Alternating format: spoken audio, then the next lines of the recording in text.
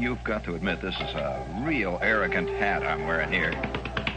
You got to admit that this is a real arrogant... Hey, you guys in there. Hey.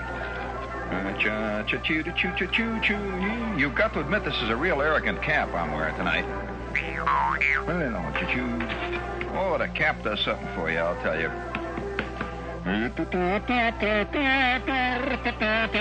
Hello, test.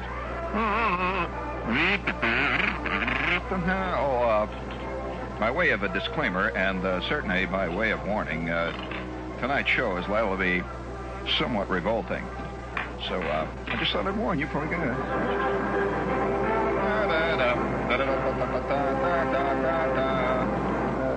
There's a reason for it, of course. I'm one of the bad guys. Good morning. How are you, gang? Good morning. Listen, it's morning when I begin. My world begins, it is morning. Morning is a relative term. And by the way, how are your relatives? As rotten as usual? Has it occurred to you that you are somebody else's relative? And he says, oh, you know how the relatives are. He's talking about you. I'm a rotten person. Of course, don't put the rotten guys down. Don't put the bad guys down. Because where would the good guys be if there weren't bad guys for them to be indignant about? No, this is important. This is a very important philosophical point. You've always heard that old philosophical canard, the old one about if a tree falls in the forest where there's nobody to hear it, does it actually make a sound? Well, that's a good philosophical point. And is a good guy a good guy if there are no bad guys around with which to compare him to? Is there such a thing as a good guy? One man living on an ice floe in Greenland somewhere in the Arctic Ocean? Is he a good guy? Without, a concomitant bad guy? As a matter of fact, I don't know. Where would Abel have been without Cain? No place. In fact, it started right in the very beginning. So tonight, what do you say? Tony, will you please, let's have a little good guy music. Let's salute the guy. All right, let's salute. This very serious radio station now takes this opportunity as part of its vast, all-encompassing public service programming. It takes this opportunity to salute a group of people who are rarely saluted by any of the various mass media involved. Tonight, we take this opportunity... Bring it up, Tony, a little bit. Yes, we take this opportunity to salute good guys, wherever they might be, everywhere. And even more important than that, we want to salute that great, vast, usually unheralded minority, the bad guys. Where would Gary Cooper have been if he'd walked down that lonesome street in that little dusty town in the Southwest without some guy in a black suit coming out of the Silver Dollar? Oh, we are the bad guys. We are rotten. We are crummy. All together.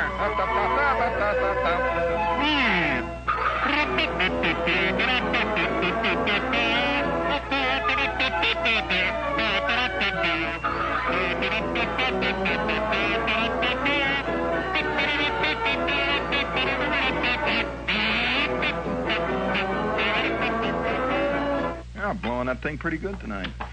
We are... Oh, well, now, I don't want to upset you here, but it's getting close to Christmas, and that means there's a lot of commercials on the radio.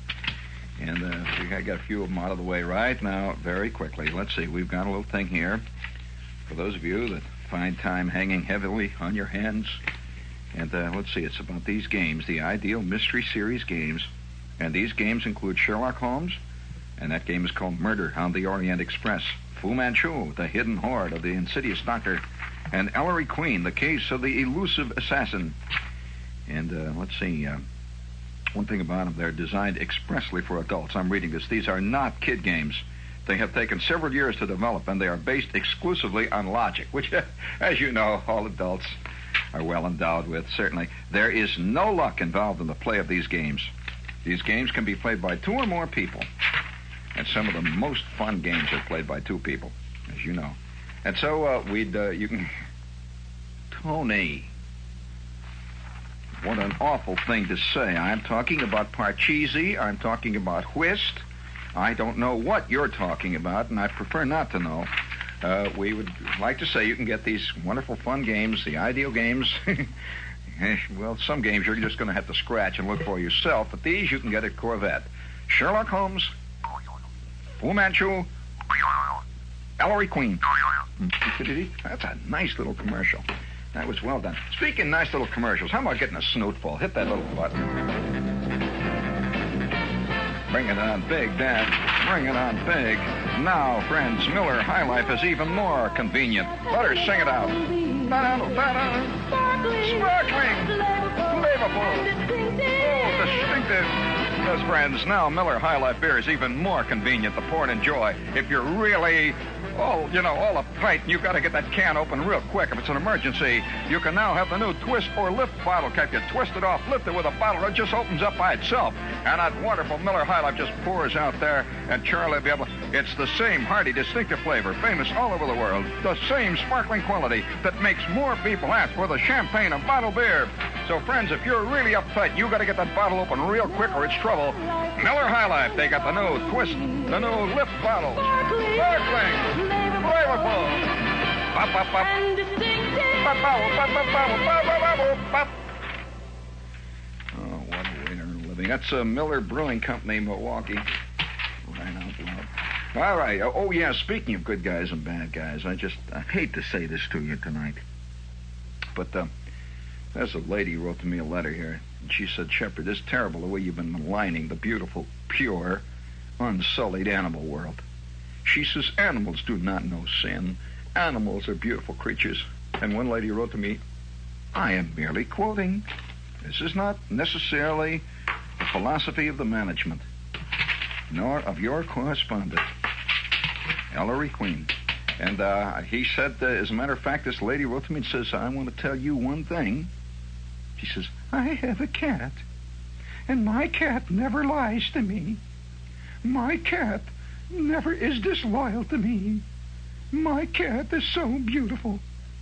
Well, all right, honey, I'm not going to argue that, but you know those criteria will apply to a lot of things, Tony. I have never yet had an end table lie to me, nor have I had an end table ever run away. So I guess they can call them loyal, you know. On the other hand, I've seen some fairly beautiful end tables, too. Oh, sparkling, flavorful, delicious. I don't know, logic. Of course, the people, we know that the adults are well endowed with logic. I love to, whenever I think of the adult world, I think of these 42nd Street marquees, where it says, at last, the new smash Bulgarian adult orgy picture with sound, at last, uncut version. Now, navshnalaba. Translated, wowee. Yeah, adult pictures. We got to move on here. We've got one more little ding-dong here for you. And here's a fantastic... Can you imagine what would happen if you're walking around out there and you're thinking, probably already you're beginning to scratch, wondering what to give the old man for Christmas. He's got everything. He's got a couple of Mustangs, and he's got a Camaro, and he's got 4 girlfriends and the whole scene. What are you going to give him for Christmas? Here's a suggestion, kid. Oh. Yes, kid. This is the sound of a magnificent Baldwin organ. And just imagine how Daddy's eyes will light up on Christmas morning when you press a button and out of the floor comes this fantastic Baldwin theater organ with his name spelled out in sequins on the side. And just a few days later, he'll be playing with both hands just like a grown-up. This is the Baldwin organ, and they'll have you playing Christmas carols in December if you begin right now. Choose from a wide selection of new, artist-used, and previously owned home organs, including spinet, console, and theater-style organs at substantial savings.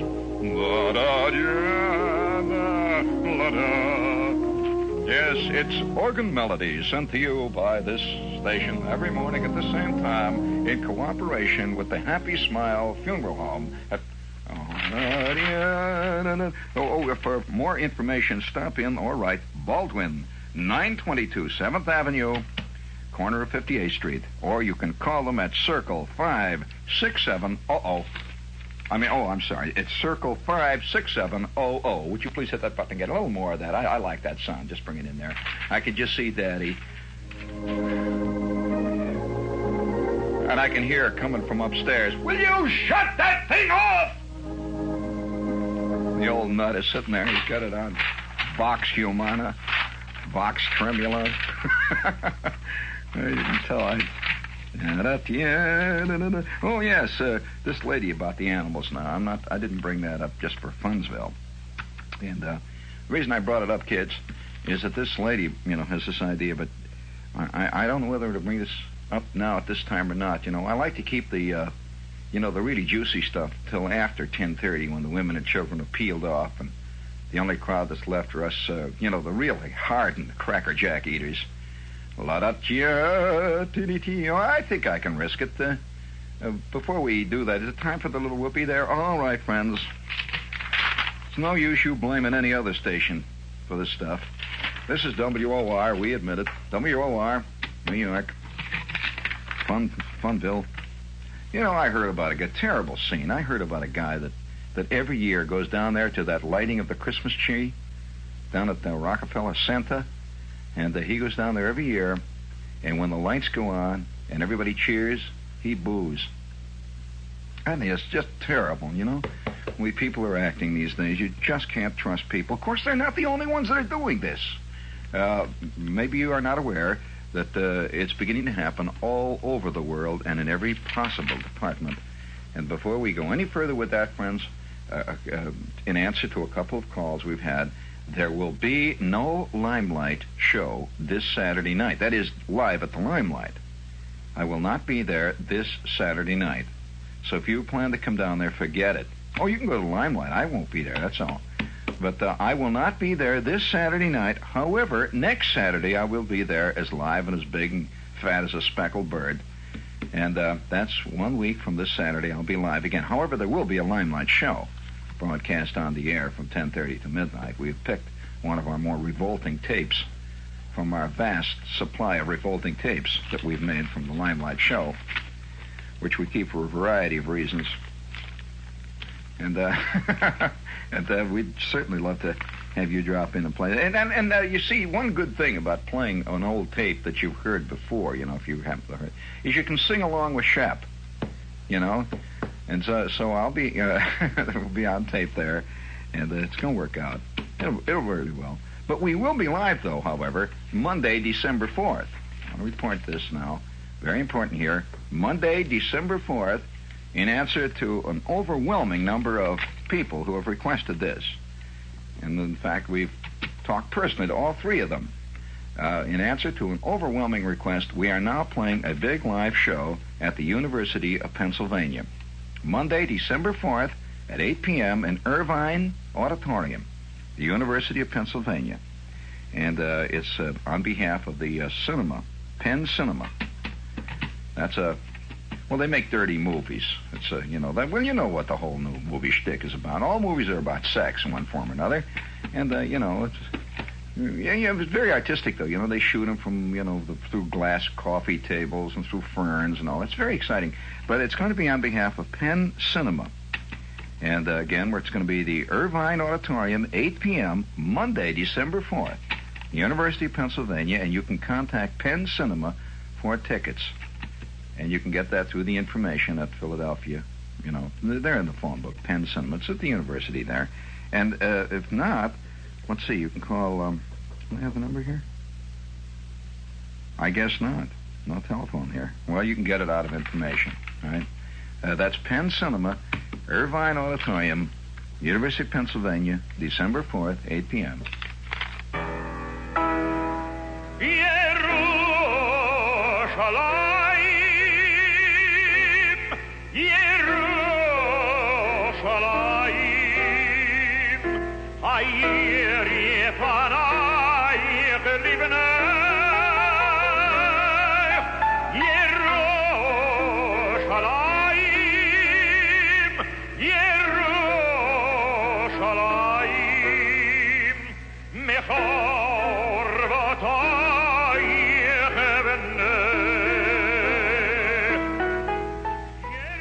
celebrate the 20th anniversary of Israel at the Hanukkah Festival for Israel at Madison Square Garden, December 4, December 18, or January 1st.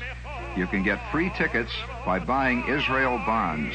For a prospectus and Israel bonds, call Oregon 79650. Oregon 79650. And that's enough of all that now. I'm through with all that, okay? Now, I don't know whether we should bring this up. Well, I don't know. I might as well. Okay, would you please, Tony, would you give me a little, I think a little of the bucolic music. Just a little sneak it in there. That's it. This is very important stuff. We're going to salute the animal world tonight for, in all of its pristine purity, all of its beauty, and all of its unsullied, I mean, they're not capable of sin. They're capable of a lot of other things. Don't get near some of them. Oh, yeah. Listen, I know one dachshund that, that's another story. Of course, I know certain animals you got to wear overshoes around or else. But that's not a sin. That's just, But there is a terrible thing that I'd like to report to you for those of you who think that the animals, are like the driven snow. We have a report out of Baltimore from the Evening Sun, and this is the old newspaper that Mencken used to write for. It's a good newspaper, so they don't lie. These guys don't fool around. And there's a headline that says, Druid Hills. And Druid Hills, by the way, is a place outside of Baltimore. And it's a beautiful place. It's bucolic as all get out. Didn't know I knew about Baltimore, did you? Druid Hills waterbirds mixed up in their mating.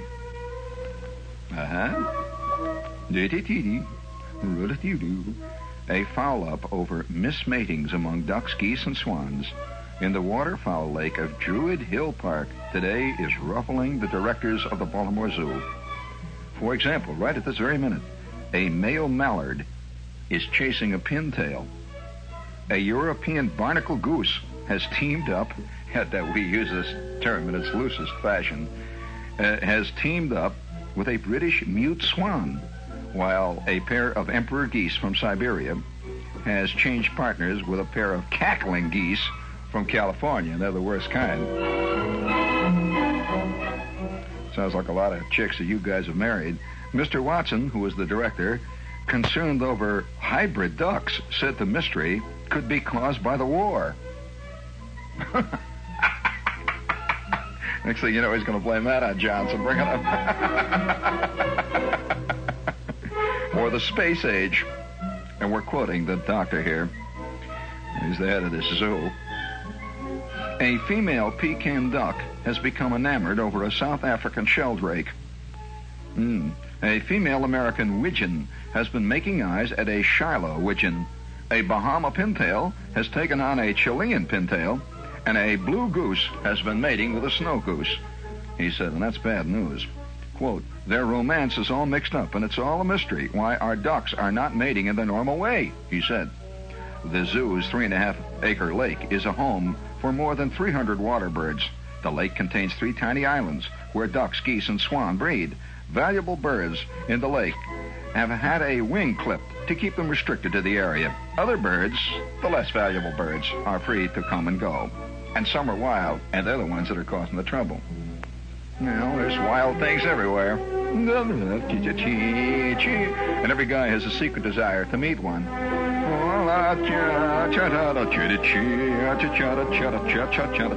Mr. Wilson explained that pintail and mallard ducks are, quote, clannish and usually stay with their own kind. But today, even these ducks are, quote, breaking up. Divorce is rampant among the ducks. We usually mate for life. A wild Hutchins goose flew into the lake the other day, according to Mr. Watson, and is now busily trying to break up a pair of purchased giant Canadian geese, and he's doing pretty good. Oh, boy. Quote, if unions prove fruitful, isn't that kind of a nice way of putting it? If unions prove fruitful, what do you do with the offspring? Questioned Mr. Watson, fearful that, like GI marriages overseas, quote, complications could arise over social adjustment. Yeah. A Maryland Game and Inland Fish Department waterfowl biologist said that such breedings rarely occur. Quote, "We have found," said Vernon Stotts. Now, there can't be anybody named Vernon Stotts. Not putting us on, gang. We'll have to go along with it. "We have found," said Vernon Stotts, "that 1 to 10% of the black duck and mallards are hybrids and that a Canadian goose has crossed with a barnyard goose. It has been known for a goose and a swan to keep company, and that is really bad news. The hormones of these birds get all fouled up in a penned-up situation." Maybe this explains a lot to you, gang. Well, that's very good there. You did very nice on that, Tony. One of the most sickening sights I've ever seen in my life is Ed Fitzgerald sitting in his apartment over there on Central Park South. He's got a pair of 17,000 power binoculars. I never saw such a pair of binoculars. They got batteries in them, and they zoom in and zoom out. And he sits there all the time and looks out through his picture window and watches the ducks and the geese down there at Central Park. And Ed is constantly scandalized. Yeah, Well, let me tell you, though, I don't like any of you to get the wrong idea. I'm not a pro-swan man, nor a pro-goose man in any sense of the word. In fact, one of the worst experiences I ever had as a kid, and I'm just bringing this in to illustrate, because you see these days I stay clear of geese and swans. But in those days, when I was a kid, I didn't know. I hung around with Schwartz and Broner and the whole crowd, and you don't really differentiate. That's the great part of being a little tiny person, is you're dumb. You don't, you just don't know what's right and what's wrong. And sure, I know one kid that tried to date a fern for over 2 years, and but that's another problem. Those little hang-ups happen once in a while. Well, that's nothing regular. Have you been on Greenwich Avenue lately? I mean, for crying out loud, don't give me that. It's the high and mighty stuff. I don't want to hear that talk. However, I'm a kid, and we had this alley. Now, for those of you who don't know what an alley is kind of a, well, it's hard to describe what an alley is if you don't know what an alley is, but if you can imagine a little road that runs back of your house and has telephone wires crisscrossing it and has garbage cans about every 10 feet, and guys once in a while drive their cars in and out of it, and they get garage backs. It's a great place. The alley is far more exciting than the front street because of the garbage cans. You find all kinds of stuff. And we used to come home from school via the alley, constantly. Well, there was a lady about, maybe 9 or 10 doors down from our house, and she had a backyard that was all fenced in. And, well, she should have, because in this backyard was a goose. And I'm talking about a goose, Dad. I'm talking about the big babies, the kind with the kind that looks like, kind of like a snake, the neck going. And this goose, I must admit, I was not blameless. I mean, I'm not one of these guys who likes to pretend, like a lot of people, that he is beautiful and pure and that it's only the world that's rotten. Oh, you find people like that all over. Have you noticed how many guys are writing memoirs about their time with Kennedy? It's all those different guys. And have you you ever read any of them? I've read about 5 of them, and I noticed one thing about them all, that the guy that's writing the book is always a good guy. And he's having trouble with all the dumb guys and the bad guys in government all the time. I've noticed that. What's great is if you read 2 or 3 of these books and you discover that one guy thinks that the other guy who wrote the other book was one of the dumb guys. And it just goes on and on.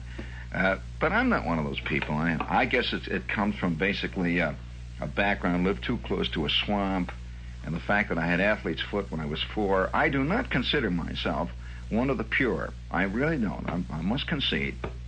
And I know that I'd never make it in Joan Baez's circle. Not at all. And that's not to say that I'm pro-war. I think I'm just not pure. Not at all.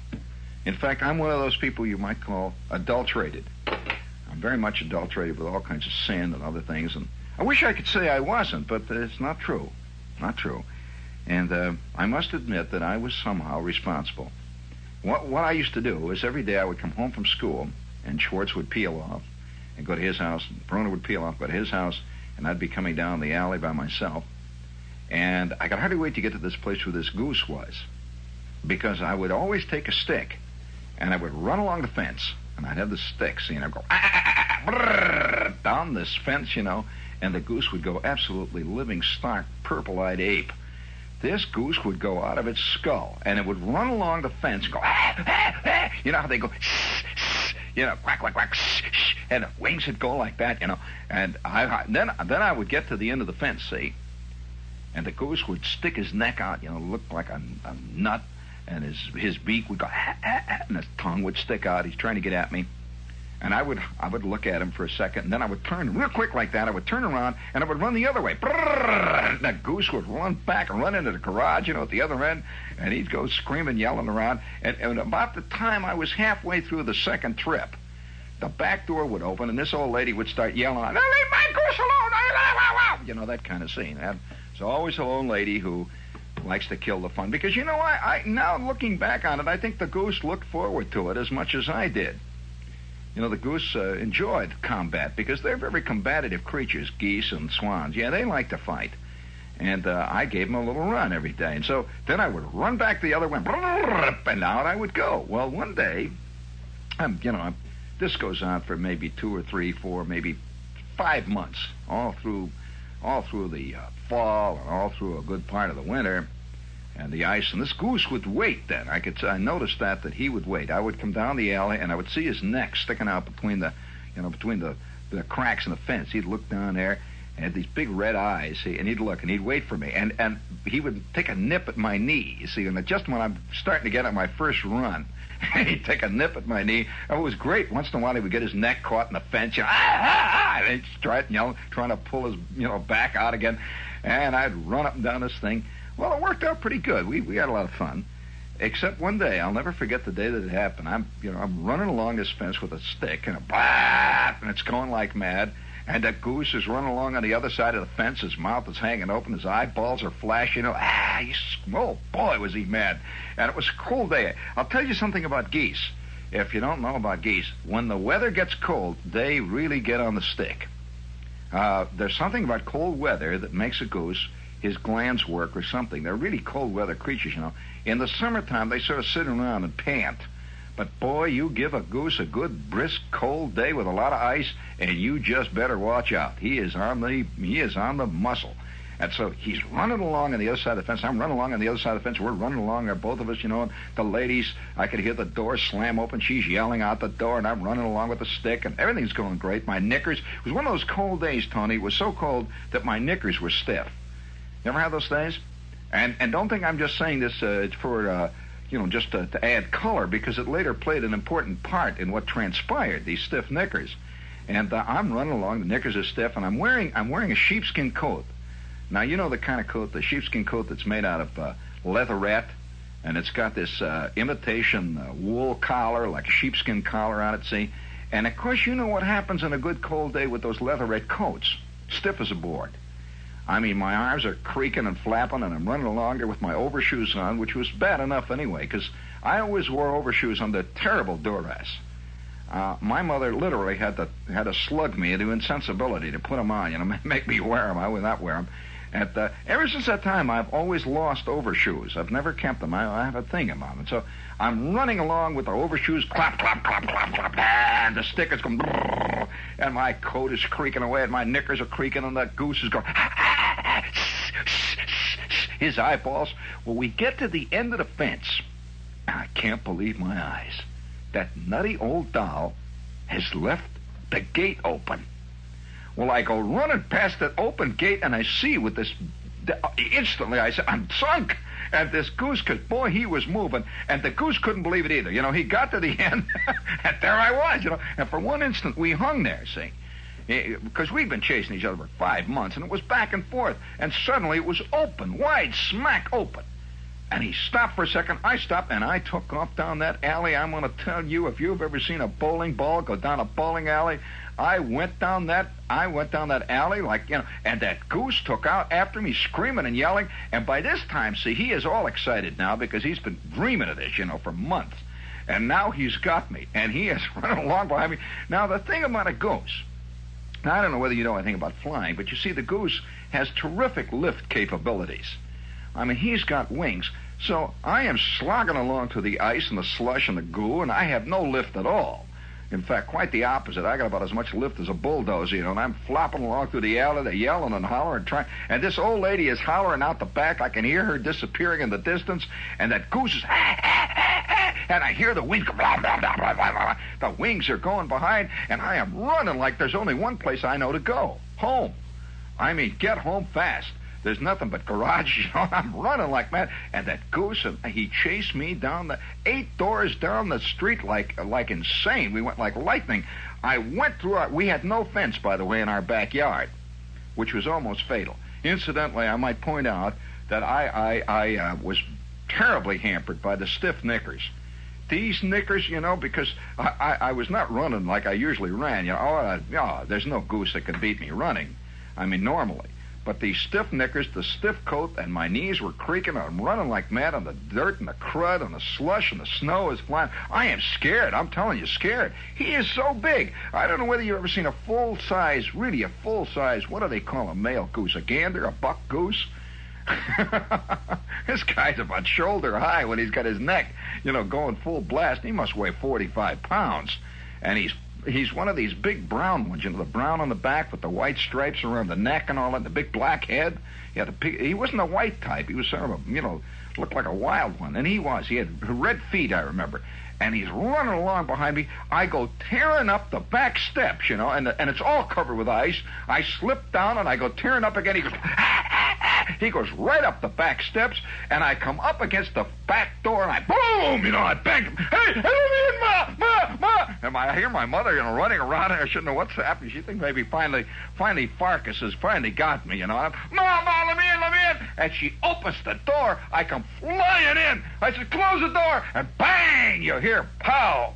The goose slams himself up against the back door, and I said, Ma, the goose is after me. Well, I'll tell you, that goose sat out there on the back porch waiting for me to come out. Pacing around back out there, and my mother says, now what did you do? I said, the goose is after me. She says, what did you do to him? Nothing. I was just walking on his... I never said nothing. She said, look at him out there. And he was looking in the window. He was walking around back out there with that big old neck and that tongue going back and forth out there. And and I heard that lady coming over. And I heard her coming through the backyard, and all the while, it's that kind of lady, police, the kind that always calls the police. And, she was going to call the police. I was after her goose. I don't know how you can exactly say that to a desk sergeant. It sounded like I'm funny there. But she was yelling and hollering, and she came up there. And the goose was absolutely, when she got up there, he was totally under control. He stopped for a minute, and he's sitting down there. They look so nice when they sit. He sat there, and the lady took him, picked him up in her arms, and she was a little weird. And that goose, let me tell you, her sympathy for the goose was totally misplaced. Because as far as I'm concerned, the goose is deserving of sympathy about as much as an anaconda is. And the goose, looking very innocent, and she says, you tell that boy of yours to stay away from my goose. And my mother is sitting in the kitchen there. She's flipping. And she turns to me, you stay away from her goose. I said, okay, Ma. She says, gee, she's really an old nut. I said, that's true, Ma. It was that night that I realized that the animal cuckoo has worlds beyond worlds, and he has a life and an existence of his own. And from that time on, there's only one way I like to see a goose. Absolutely. I like to see him over there at the old Blue Ribbon. This German restaurant here in town. I like to see him on the menu. Maybe with a little red cabbage on the side. Mm-hmm. Maybe a little snappy... possibly a little snappy applesauce, maybe? And the baked to a turn. Would you please give me some of that bucolic? I'll tell you. No. Give me that's the first one there. That's it. Very good. All right, let's go, gang. We are the good guys. We are the beautiful ones. We are the nice ones. We are the true ones. We are the ones who are concerned. Oh, we are the good guys. Oh, we only think of beautiful thoughts. Oh, we are the true ones. We are little ones. We think always of da-da-da. Bring it on. Oh, hooray for us. Oh, hooray, hooray for us. Oh, rah, rah, rah. This boom, bah. Hooray, hooray for us.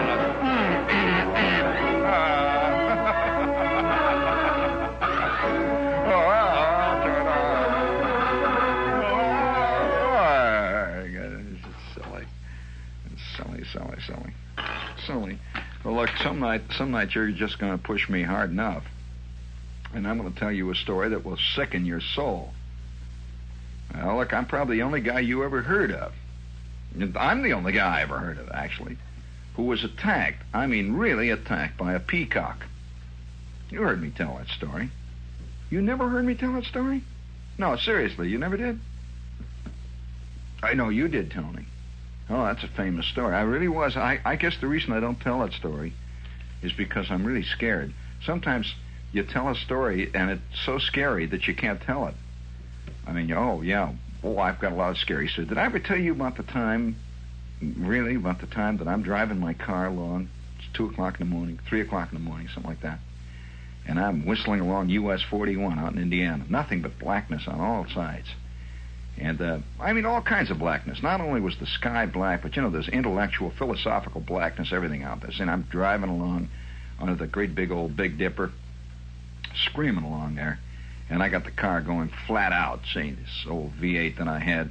Well, flat out made it go maybe 120.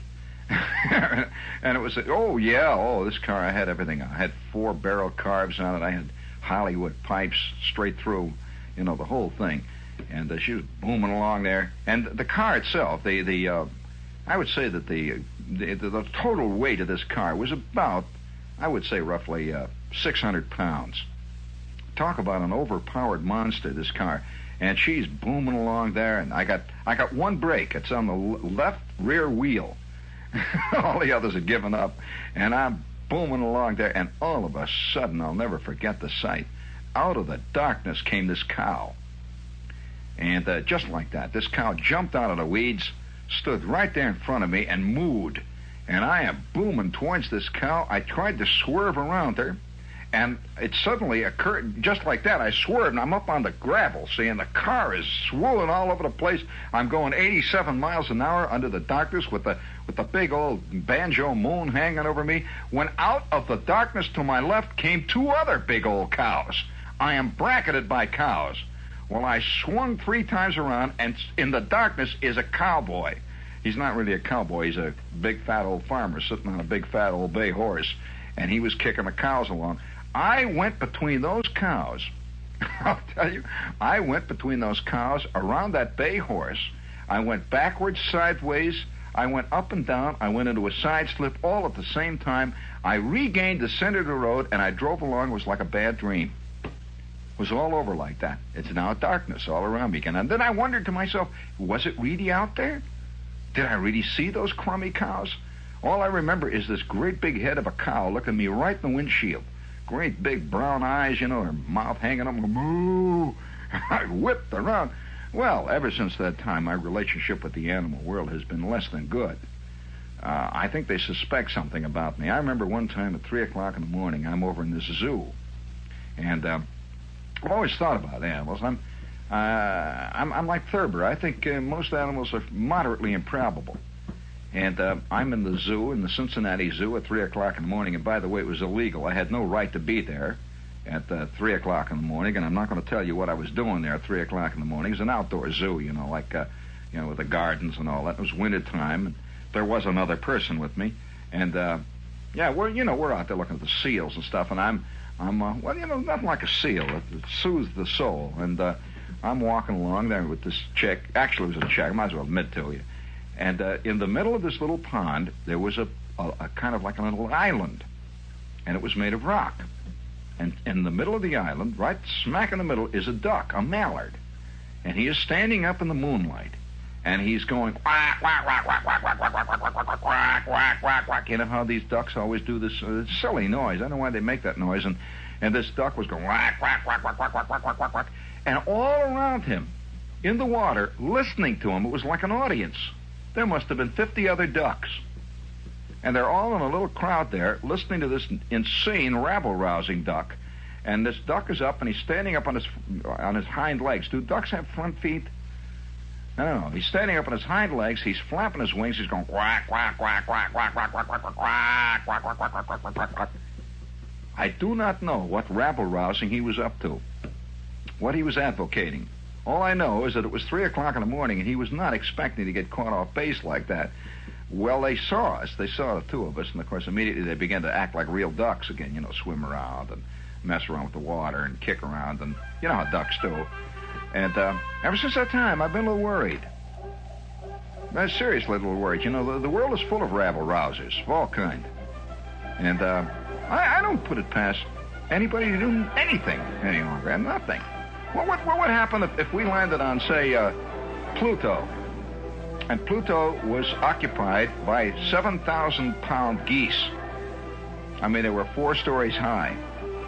And that brings an idea, He sees this, can you imagine the astronaut sees this 7,000-pound goose, and it's about 4 stories high, and then he sees this gigantic wall next to it, and it suddenly dawns on him that he's looking at somebody's trousers leg. Oh, yeah, you know how they always have remember in Flash Gordon and all that, there were always these races of tiny people that would come and invade the Earth.